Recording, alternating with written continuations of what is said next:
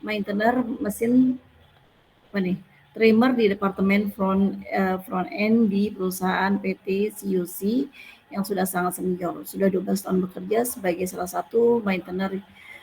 Job description yang beliau lakukan sehari-hari adalah melakukan perawatan mesin dan repair spare part mesin trimmer ya, untuk memastikan tidak ada masalah dan stok tersedia jika memang diharuskan untuk ganti mesin tersebut. Akan tetapi gaji yang dia dapatkan tidak jauh berbeda dengan maintainer baru yang bekerja 1 ataupun 2 tahun. Selain itu, karena pengalaman yang beliau miliki terkadang job desk yang diberikan dan tanggung jawab lebih banyak, tapi lagi-lagi pendapatan yang beliau dapatkan tidak berbanding lurus dengan pekerjaan dan juga tidak kunjung mendapatkan kesempatan promosi walaupun beliau sudah konsisten melakukan bertahun-tahun. Nah, ini yang masalah yang terjadi sehingga berdampak yang nampak dalam bekerja seperti mulai menolak secara halus permintaan pekerjaan, kreativitas menurun drastis, cenderung menjadi seorang yang malas, menunda pekerjaan, prestasi kerja menurun, dan mulai sering tidak masuk kerja. Nah, ini deskripsi masalah. Nah, di sini saya mulai menilai. Ya, jadi di sini saya bisa paham ya teman-teman mahasiswa sudah paham belum kalau memang angkat kasus tentang kepuasan kerja. Maka ketika kita sudah paham, kita memilih satu tema, satu tema dari yang kita pelajari, seperti misalnya kepuasan kerja, maka cerita masalahnya pun sesuai dengan masalah yang memang kepuasan kerja. Jangan sampai nanti yang diangkat adalah konflik. Nah, karena nanti konflik ada pembahasan sendiri. Jangan juga nanti yang diangkat tentang gaya kepemimpinan. Jadi fokus ke tema yang kita angkat. Oke, ini contohnya untuk deskripsi masalah. Pertama 5 poinnya, jadi sangat terukur. Nah, gejala perilaku ini belum selesai saya turunkan. Yang ditulis oleh Mas Anggi ini mulai dari yang ini, nanti saya kirimkan yang sempurna ya, nanti saya perbaiki untuk contoh. Atau mungkin nanti teman-teman ada yang paham, segera saya koreksi. Ini gejala perilaku diturunkan dari deskripsi masalah. Poin-poin yang penting saja diambil.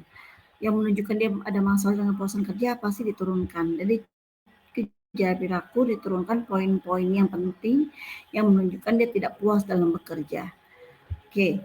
Nah, teori ini dikopas dari materi yang saya berikan, teori diskrepansi. Nah, di sini analisa kasusnya saya belum baca, ini sudah lama ya. Saya barusan saya cari dari email yang masuk. Kalau kita lihat di sini teorinya, sebenarnya yang dimaksud dengan ketidakpuas ataupun tidak puas dalam bekerja, menurut teori diskrepansi itu hasil pertentangan dari dua hal. Dari pertimbangan ada dua hal yang dia pertentangkan. Misalkan apa yang diinginkan, yang diterima itu harusnya sama. Kemudian yang kedua, pentingnya apa yang dia inginkan. Ini menurut teori diskrepansi. Maka kemudian analisa kasusnya, karena yang diinginkan dia adalah gaji, tapi ternyata nah dia juga tidak mendapatkan. Kita lihat di sini, pendapatan yang beliau dapatkan tidak berbanding lurus dengan pekerja. Oke, ya, yang dia inginkan kan gaji, dan ternyata dia tidak dapatkan itu. Oke, nah jadi analisa kasusnya harusnya di sini saya belum perbaiki. Edi tidak puas dalam bekerja, kenapa? Karena apa yang dia inginkan dengan apa yang dia terima itu tidak berbanding lurus ya, atau tidak sama, tidak sesuai dengan harapannya. Karena menurut teori diskrepansi, kepuasan kerja adalah hasil pertimbangan dari dua hal, apa yang dia inginkan dengan yang dia terima sama, dan pentingnya apa yang dia inginkan. Karena pentingnya apa yang dia inginkan adalah masalah gaji. Seperti itu analisa kasus. Oke, solusi. Nah, ini poinnya 5. Teori juga 5. Nah, jadi kalau teori kita sembarangan atau mahasiswa sembarangan asal naruh teori, itu poinnya menjadi 10. Oke. Ini saya angkat lebih awal ya studi kasusnya. Oke, saya balik lagi. Jadi saya ulangi lagi. Penilaiannya TB1, TB2 dia 30-30. Tapi kemarin saya lihat kok ada tugas 3 ya. Tugas 3 nanti saya ambil salah satunya kopas dari TB1 ya. Jadi dalam penilaian yang ada sistemnya itu kebukanya tugasnya 3. Jadi TB1 teman-teman buat mind mapping. Mind mapping itu kayak apa sih?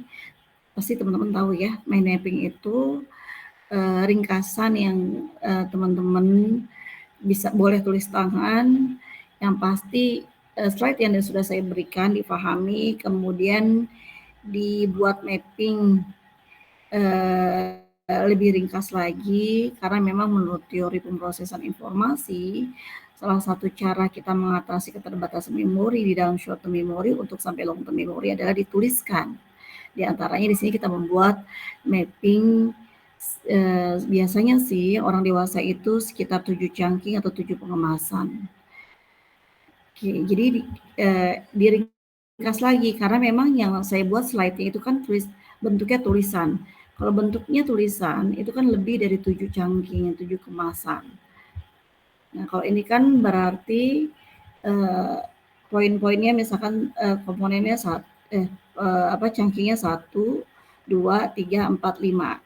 Ini 5. Sedangkan kalau bentuknya tulisan dari slide yang saya berikan itu lebih dari 7 chunking atau 7 pengemasan sehingga bisa lupa. Jadi tugas TB1 adalah dibuat mind mapping karena tujuannya setelah teman-teman mahasiswa pelajari, baca, kemudian dituliskan tapi lebih sederhana lagi. Itu ya. Karena waktunya sangat singkat, maka TB2-nya tadi seperti yang saya sampaikan, saya nanti berikan kuesioner ya teman-teman isi kuesioner penelitian karena memang juga nanti akan bermanfaat hasil penelitiannya untuk dunia ilmu pengetahuan. Karena memang kalau dalam psikologi sendiri tadi kami habis rapat dosen, ternyata masalah kesehatan mental itu yang memang saat ini terbanyak ya yang kami alami, yang kami terima dari mahasiswa. Terutama sebabnya adalah karena faktor dari dalam keluarga. Sehingga mereka itu seringkali self harm atau menyakiti diri sendiri. Sementara 140 yang saya dapatkan dari data yang masuk, sekarang saya sedang melakukan penelitian tentang kesehatan mental bersama mahasiswa. Well-being mereka itu memang bermasalah kesejahteraan mereka. Jadi TB2-nya teman-teman saya berikan kuesioner karena kuesionernya cukup panjang. Tolong diisi dengan hati-hati ya karena nanti akan sangat bermanfaat untuk dunia pengetahuan kita semua. Kalau di beberapa mahasiswa yang saya temukan diantaranya adalah mereka disebabkan oleh keluarga, tetapi berbeda dengan mungkin yang sudah bekerja, apakah karena pacar atau mungkin karena pasangan dan sebagainya. Tapi tetap nanti tidak terlihat orang perorangan yang mengisi.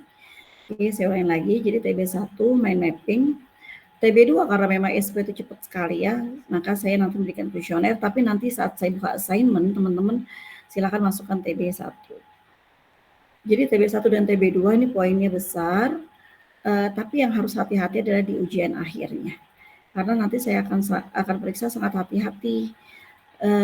Ada masalah yang saya temukan dari beberapa mahasiswa itu, mungkin dibuat gampang jadi permudah, sehingga salah satu dari tugasnya, misalkan saya minta 4 tema, salah satu atau mungkin dua kasus itu biasanya ambil punya temannya. Nah ini yang saya tidak inginkan.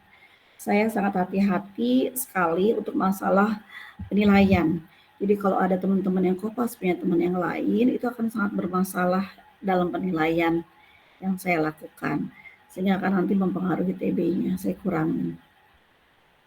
Nah, jadi teman-teman nggak usah takut nanti dengan ujian akhir. Ujian akhir di sini 30%, di sini selain mind mapping, ujian akhir ini tadi kasus 4, ini modelnya seperti ini. Kira-kira 4 susah nggak ya?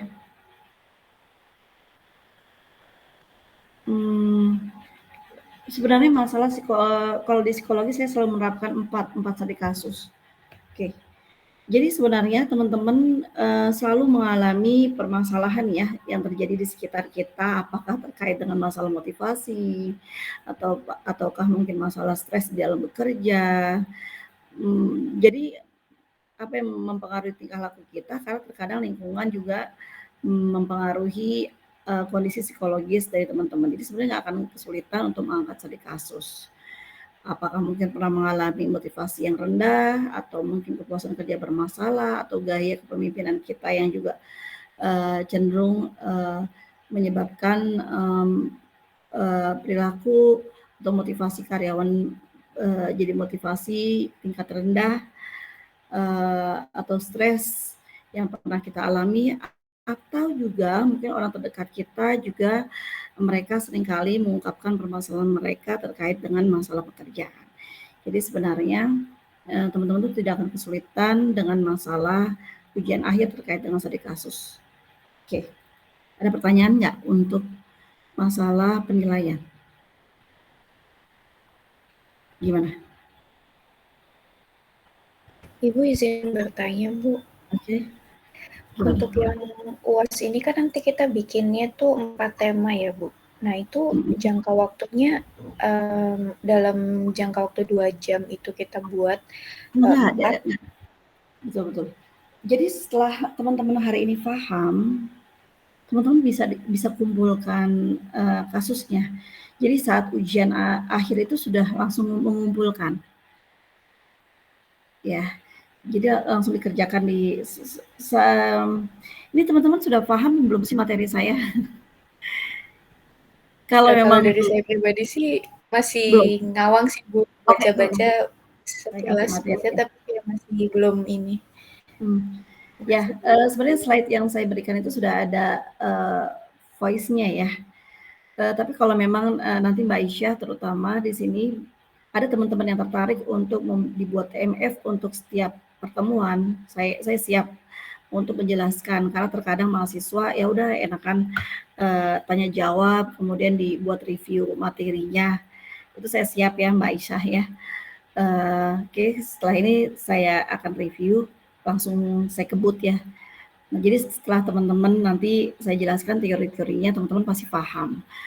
Karena teman-teman tuh kaya dengan pengalaman yang terjadi dalam dunia kerja. Karena 8 jam ya, 8 jam tuh kan teman-teman ada di kantor. Pasti banyak permasalahan, entah itu terkait dengan diri kita sendiri atau teman-teman terdekat kita, itu kan penting buat kita. Sehingga kita tahu cerita tentang mereka. Kita tahu mereka punya masalah dengan kepuasan, kita tahu atasan kita suka marah-marah, sehingga kita bisa pahami, oh ternyata gaya komunikasinya modelnya seperti ini ya, sehingga menyebabkan konflik. Oh teman saya itu suka frustasi deh, frustasi itu nggak cuma masalah pacar saja. Nah jadi setelah ini saya akan kebut ya, saya akan jelaskan. Nanti setelah teman-teman paham, silahkan nanti ditulis. Jadi nggak nunggu ujian akhir tinggal dikumpulkan. Nah ini sebenarnya sudah soal ya di sini nih yang saya tulis mulai deskripsi sampai dengan solusi. Bisa dipahami Mbak Isa dan yang lain-lain? Baik Bu, sama mau make sure aja Bu, ini untuk nanti ini subjeknya itu harus POV kita sendiri atau misal bisa kita ngelihat rekan kerja juga Bu? Boleh bisa siapa aja. Oh boleh rekan kerja juga ya. Gimana bisa paham? Kalau bisa paham, sudah paham tugasnya, saya langsung ngebut ke 3 pertemuan sebelumnya, mulai dari motivasi sampai dengan stres. Mudah-mudahan setelah ini teman-teman paham, oh saya ternyata punya masalah dengan stres kerja ya, oh saya nggak boleh stres lagi, gitu. Karena memang sebenarnya dalam agama juga kan tidak ada stres ya. Nah, jadi teman-teman nanti bisa paham tentang diri sendiri setidaknya. Oke, saya mulai ya. Oke. Saya langsung ke oke. Jadi saya kasih pengantar sedikit. Tingkah laku seseorang itu cermin yang paling sederhana motivasi kita atau motivasi seseorang. Karena tingkah laku kita itu tidak terlepas dari apa yang diinginkan oleh kita, sesuai dengan kebutuhan kita. Oke, saya tidak ke sejarah. Ini zaman sejarahnya seperti ini. Untuk mempersingkat, saya masuk ke pengertiannya dulu. Psikologi ini, psike artinya ilmu. Psike artinya jiwa, kemudian logos artinya ilmu atau ilmu pengetahuan. Jadi psikologi adalah ilmu pengetahuan, ini secara bahasa. Tapi ada ahli yang tidak sependapat bahwa psikologi itu sama dengan ilmu jiwa. Ini ditulis oleh Gerungan. Dia menuliskan bahwa ada sebagian ahli psikologi tidak sependapat bahwa psikologi dikatakan dengan ilmu jiwa, meskipun secara bahasa kita tahu psike artinya jiwa, logos artinya ilmu. Jadi secara bahasa sebenarnya sih psikologi itu ilmu jiwa. Kenapa sih dikatakan sebagian ahli tidak sependapat? Karena memang ternyata kalau psikologi itu pengertiannya adalah pengertian dari istilah saintifik. Dan di sini secara kita lihat poin yang kedua, kalau ilmu jiwa ini dia lebih luas dibandingkan psikologi. Kenapa? Karena ada hayalan, ada spekulasi yang juga masuk dalam pembahasan ilmu jiwa, sedangkan dalam psikologi itu tidak termasuk pembahasan atau kajian dari psikologi. Karena kalau psikologi itu ilmu pengetahuan mengenai jiwa, memang dia terkait dengan masalah jiwa, tetapi diperoleh secara sistematis dengan metode ilmiah. Jadi semua berdasarkan hasil penelitian yang memang ada metodenya secara sistematis dan ilmiah. Sedangkan tadi khayalan dan spekulasi itu sulit sekali untuk dilakukan secara ilmiah. Nah, jadi bagi mereka yang tidak sependapat bahwa psikologi itu artinya ilmu jiwa karena punya alasan sendiri. Ternyata ilmu jiwa itu lebih luas pembahasannya dibandingkan dengan psikologi. Ini dari sebagian ahli. Jadi setidaknya teman-teman paham, oh psikologi itu sama ya dengan ilmu jiwa. Oke, ada yang sependapat, ada yang tidak. Yang tidak sependapat karena ternyata ada alasan sendiri. Kita lihat dulu pengertiannya. Nah, psikologi ini kan ilmu yang mempelajari tentang manusia. Kenapa sih teman-teman kok perlu ya mempelajari psikologi industri? Nah, karena memang kita teman-teman tuh tidak cukup untuk menguasai keterampilan teknis saja, tetapi teman-teman harus bisa memahami atau mengenali manusia.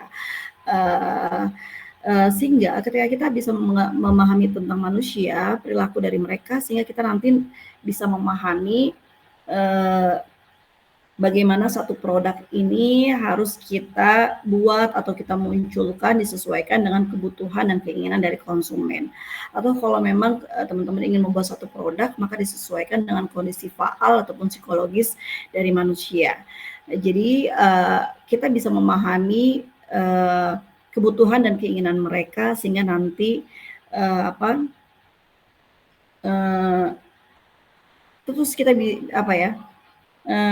jadi tidak hanya teknis untuk masalah keterampilan saja, tetapi bagaimana cara menangani manusia dengan baik itu juga harus kita perhatikan, karena memang karyawan juga aset yang luar biasa buat kita, begitu juga dengan konsumen aset yang luar biasa buat kita.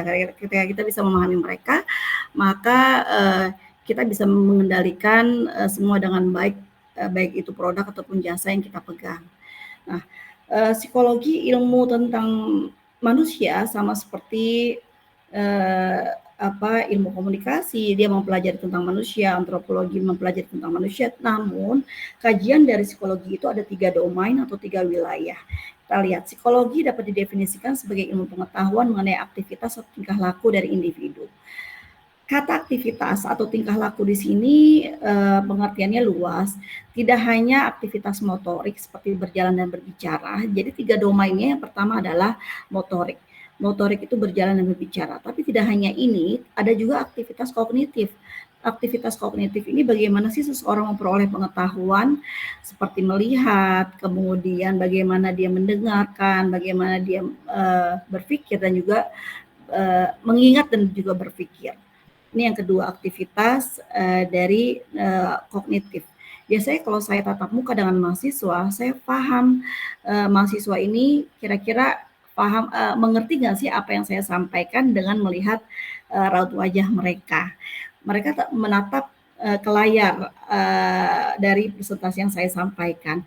Meskipun mereka tidak berbicara, tapi saya tahu nih mahasiswa kira-kira memproses informasi atau tidak hanya mengelamun.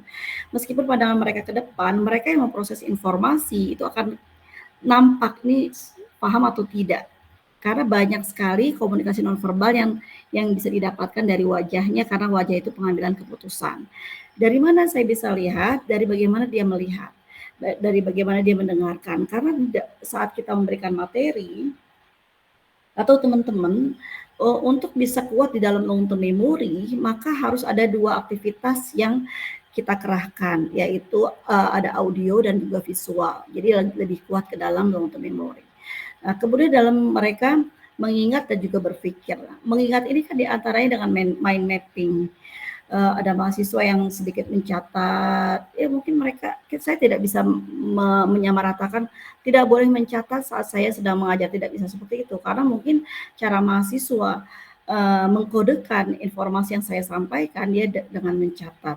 Tapi kalau mahasiswa sambil main handphone, kemudian sambil berbicara, sedangkan saya menjelaskan di kelas contohnya, maka saya pastikan mahasiswa yang tidak memperhatikan, tidak memproses informasi, dia tidak paham dengan apa yang saya sampaikan. Nah ini aktivitas yang kedua selain aktivitas motorik adalah aktivitas kognitif, yaitu bagaimana seseorang memperoleh pengetahuan. Yang ketiga adalah aktivitas emosional seperti tertawa, menangis, perasaan mereka ataupun kesedihan mereka itu bagian yang memang domain dari wilayah psikologi. Jadi saya ulangi lagi, meskipun mempelajari manusia sama seperti ilmu yang lain seperti tadi komunikasi, kemudian ekonomi, kemudian antropologi, namun yang berbeda dari psikologi, 3 domain yang dipelajari, aktivitas motorik seperti berjalan dan berbicara, kemudian ada aktivitas kognitifnya seperti masalah melihat, dari aktivitas yang kita bisa lihat adalah seperti bagaimana dia melihat, mendengarkan, berpikir, berbicara, mendengarkan.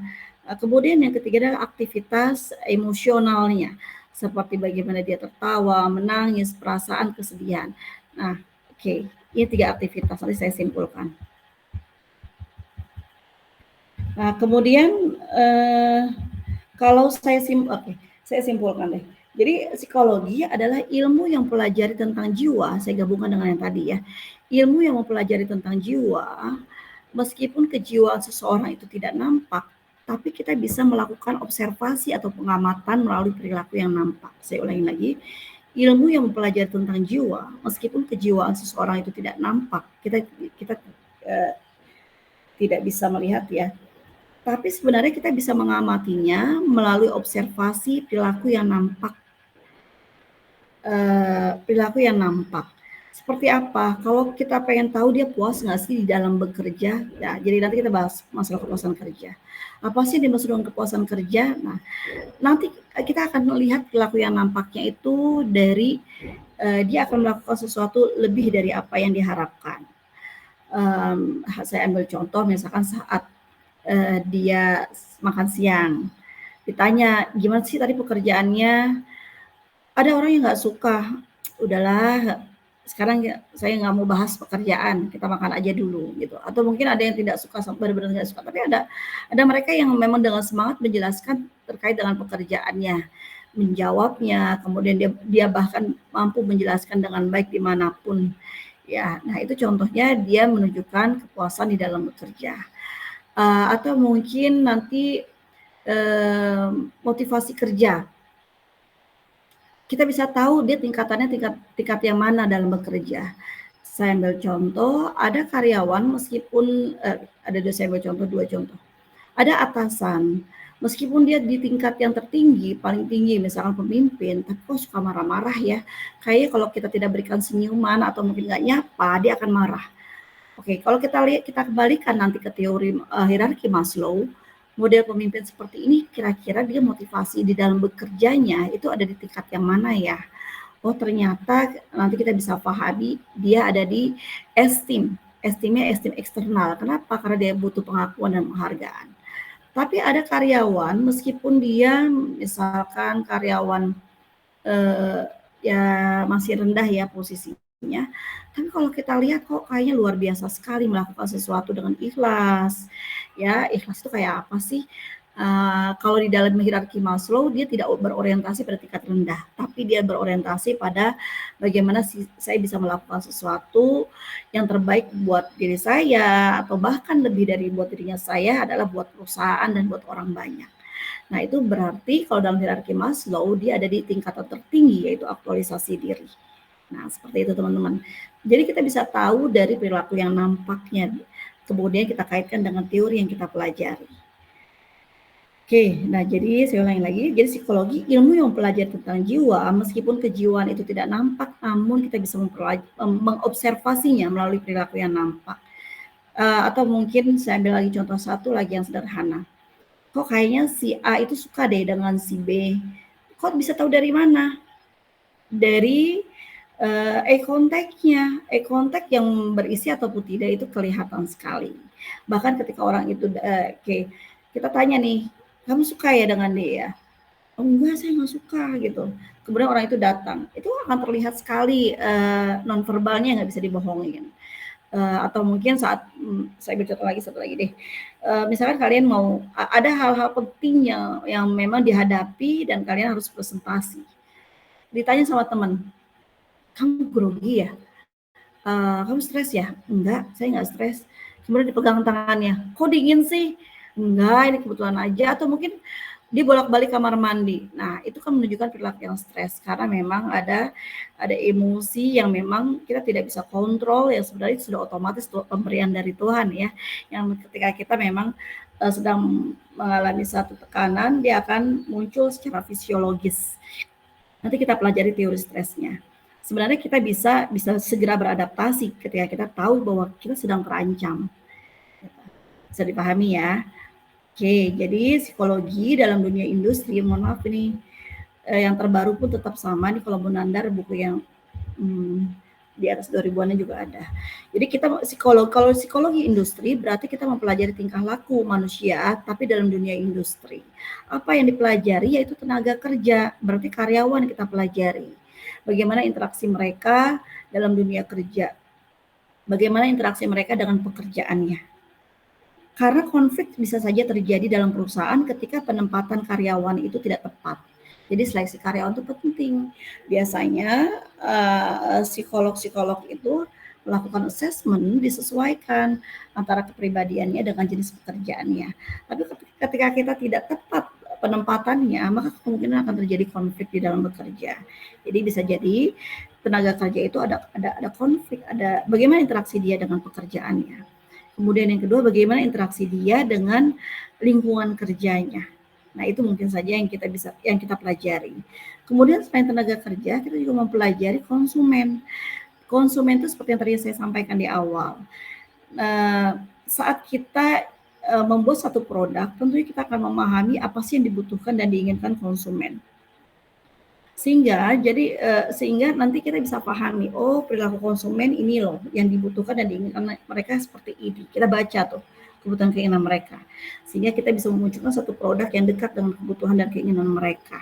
Jadi jangan sampai lebih banyak produk yang kita tawarkan dibandingkan dengan kebutuhan.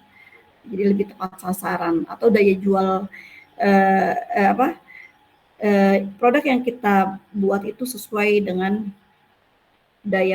sesuai dengan target dari daya jual yang kita inginkan. Kita mau ke pembeli tingkat menengah atas atau menengah ke bawah atau yang berpendidikan ataupun tidak, targetnya kita bisa sesuaikan dengan target atau keinginan kita. Begitu juga dengan masalah periklanan. Jadi periklanan kita akan juga menjadi lebih tepat sasaran ketika kita memahami masalah psikologi. Jadi bagaimana kita bisa mempersuasi mereka sehingga mereka tertarik untuk membeli produk, barang ataupun jasa yang kita tawarkan. Nah, nanti temuannya itu agar bisa ditemukan dalam industri organisasi. Kalaupun nanti tadi saya sampaikan bahwa saya nanti TB2-nya memberikan kuesioner, kenapa? Karena memang saya membutuhkan perilaku yang terbaru dari mahasiswa. Karena mahasiswa itu banyak sekali masalah saat ini ya dengan masalah kesehatan mental. Mungkin sekarang ini istilahnya kesehatan mental, sebelumnya adalah resiliensi daya juang. Karena sedikit-sedikit bunuh diri mahasiswa tuh ya. Bunuh diri, kenapa sih kok bisa seperti itu? Nah ini yang sedang saya coba cermati, dan memang mahasiswa itu suka seringkali diantaranya adalah self harm ya, mereka menyakiti diri mereka. Oke, ini yang kita pelajari. Nanti teman-teman silahkan pilih salah satu dari tema-tema yang kita pelajari. Ada motivasi dan kepuasan kerja, stres dalam pekerjaan, kepemimpinan.